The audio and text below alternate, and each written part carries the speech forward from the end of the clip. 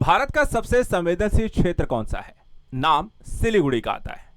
लेकिन अब भारत ने चिकन नेक पर अपना गेम पूरी तरीके से बदल दिया है।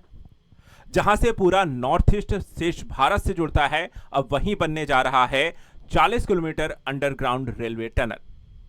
देखा जाए तो चीन का दबाव पहले से ही था, लेकिन बांग्लादेश और नेपाल में राजनीतिक अस्थिरता और पाकिस्तान के साथ बढ़ते विवादों के बीच कई तरीके के बयान और सेना की हमले जैसी धमकी, नॉर्थ ईस्ट को काट देने की धमकी लगातार मिलने के बाद भारत का यह प्रोजेक्ट न सिर्फ विकास के दृष्टिकोण से अहम हो जाता है, बल्कि राष्ट्रीय सुरक्षा और जियोपॉलिटिक्स के दृष्टिकोण से भी अहम रोल होने वाला है। तो चलिए आज समझते हैं इस नए यहां पर भारत के मास्टर स्ट्रोक के बारे में। आखिर 40 किलोमीटर अंडरग्राउंड रेलवे टनल की क्या खासियत है, कैसे हमारा चिकन नेक जो है अब एक अवैध कॉरिडोर के तौर पर भारत सरकार के द्वारा डेवलप किया जा रहा है। सबसे पहले अगर हम बात करें इस नए कॉरिडोर के बारे में, तो देखिए यहां पर उससे लिए आपको समझना होगा भारत का अपना चिकन नेक। अगर आप नहीं जानते हैं तो जानना भी जरूरी है। ये इस एरिया को अगर आप देखें, ये एरिया जो है यहां पर आपको भूटान है,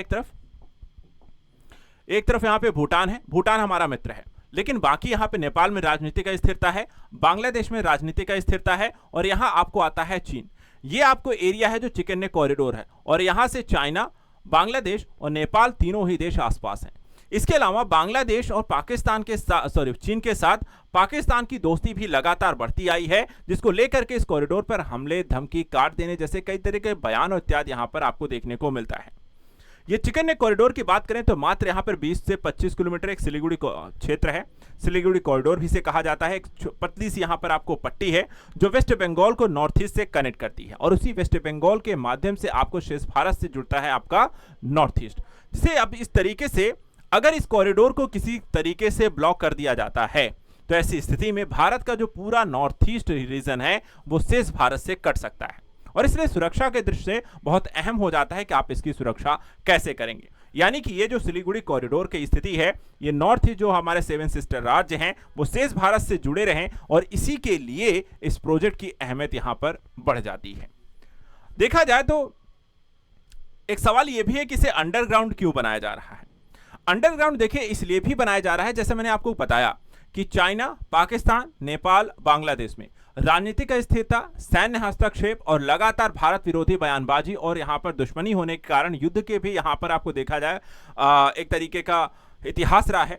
ऐसी स्थिति में इन फ्यूचर अगर भारत के नॉर्थ ईस्ट के कॉरिडोर को ब्लॉक करने की कोशिश की जाती है, या फिर उस पर कोई बॉम्बिंग कर दी जाती है, या फिर वहां पर किसी तरीके का, जैसे चाइना बहुत बड़ा बांध बना रहा है, उसको खोल दे जिसके कारण से इस एरिया में फ्लड की स्थिति हो जाती है, या भारत में बारिश के कारण यह क्षेत्र बहुत ज्यादा पानी भर जाता है, या फिर किसी तरीके से सबोटेज कर दिया जाता है उस क्षेत्र को।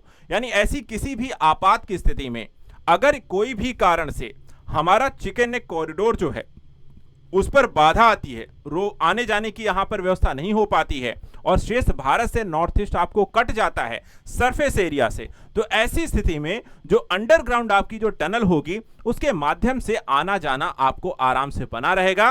अंडरग्राउंड जो ट्रैक्स होंगे वो प्रोटेक्टेड रहेंगी, और वहां से शेष नॉर्थ ईस्ट के जो पीपल्स होंगे और भारत के जो लोग होंगे उनका आवागमन आसानी से हो चुकेगा, बिना किसी प्रकार की बाधा, कॉन्फ्लिक्ट या किसी प्रकार के दबाव। इसलिए इसे अंडरग्राउंड यहां पर बनाया जा रहा है।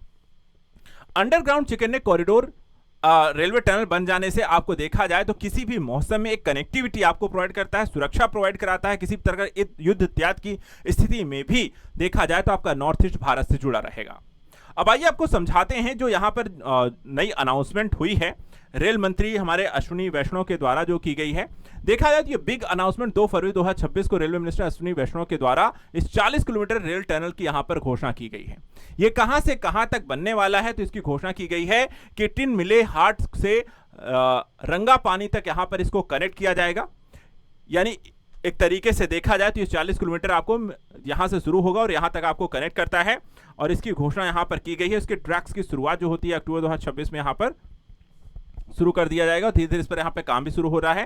तो इस तरीके से सिलीगुड़ी कॉरिडोर जो होता है आपको बुलेट ट्रेन कॉरिडोर के तौर पर भी इसे विकसित किया जाएगा, ताकि तेजी से आसानी से आवागमन यहां पर सुविधा पूर्वक आपको हो सके। जैसे कि यहां पे देखा जाए वाराणसी को सिलीगुड़ी कॉरिडोर डेवलप किया जा रहा है, जहां से बुलेट ट्रेन आपको सिलीगुड़ी तक मिलेगी और सिलीगुड़ी कॉरिडोर से फिर यहां पर आपको देखा जाए अंडरग्राउंड टनल है जिसके माध्यम से आपको नॉर्थ ईस्ट तक कनेक्टिविटी आपको प्रोवाइड कराई जाएगी। तो एक बहुत बड़ा यहां पे प्रोजेक्ट है जो भारत की सुरक्षा के लिए यहां पर अहम होने जा रहा है। जियोपॉलिटिक्स के एंगल से भी आपको बता, ये तो राष्ट्रीय सुरक्षा के दृष्टिकोण से भी अहम है।